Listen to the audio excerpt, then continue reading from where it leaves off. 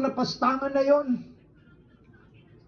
Yung mga panawagan ng ibang miyembro na dapat kilalanin din sila bilang mag-asawa, lalaki sa lalaki, babae sa babae, nag-ampon pa sila ng mga anak. Di ba napanood yung dokumentary ng Seventh-day Adventist? Anong nangyari doon? At kung ano-ano mga panopromote na hindi magaganda, mga sports, lalo na sa araw ng Sabat, hayagang nakikita. Anong ginawa ron?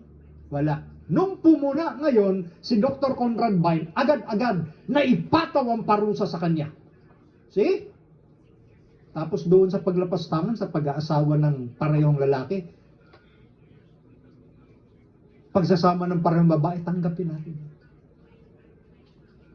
Tapos yung LGBTQ na pastor, okay lang yan, bigyan ng chance. Si Conrad Vine, isang beses nagsalita, nangyari agad yung swift, mabilis na paghatol, kumalat sa maraming institusyon. Ban ang ating pumuna na pastor. Na hindi pinag-usapan yung merito ng pagpuna niya. Ano yung merito ng pagpuna? Humiwalay tayo. Magbago kayo. Hiwalay tayo sa gobyerno pagdating dyan dahil niyuyurakan yung liberty of conscience. Yun yung issue ni Vine. Hindi niya issue na lumabas tayo sa church. Hindi niya issue na gamitin yung ikapunyo kung saan niyo gusto. Walang ganung punto si Dr. Conrad Vine. Pero, syempre, agad-agad yung parusay, tinanggap niya. See? Kahabag-habag. Di ba? Forms of religion, magpapatuloy yan. Especially sa mga taong tinakasan na ng banal na espiritu. Eto, mga huling babasahin natin.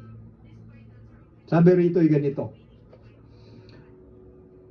When the professed people of God are uniting with the world, living as they live and joining with them in forbidden pleasure, when the luxury of the world becomes the luxury of the church, when the marriage bells are chiming and all are looking forward to many years of worldly prosperity, then suddenly, as the lightning flashes from the heavens, will come the end of their bright visions and delusive hopes.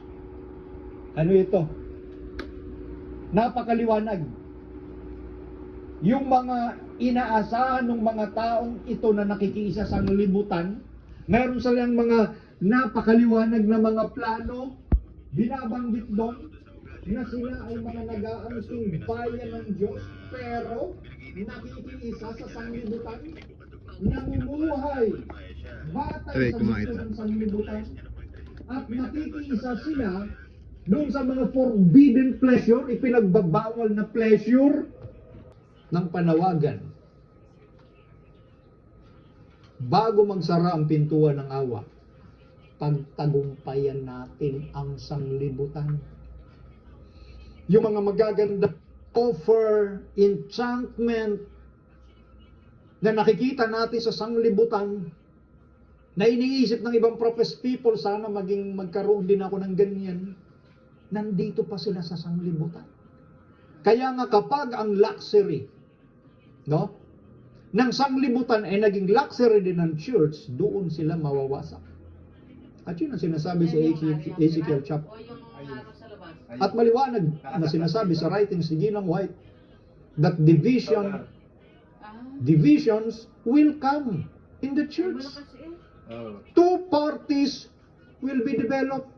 The wheat and tares grow up together for the harvest. Kaya huwag tayong magtaka bakit may mga ganitong nangyayari.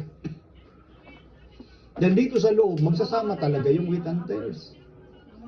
At maliwanag naman sa description ng ating Panginoong Hesus sa Matthew chapter 13, kung ano yung wheat, yung trigo, yung mga kaharian ng Diyos na sumusunod, sinasabi ng Panginoon. Ano yung tares? Yun yung mga masasama na pinapangunahan ni Satanas. Yun yung mga taong hindi masunuring sa gusto ng Panginoon. Yun yung mga taong iniibig yung mga bagay ng sanglibutan. Yun yung mga taong mapagmalaki at nakatingin sa kanilang sarili na parang mga hari.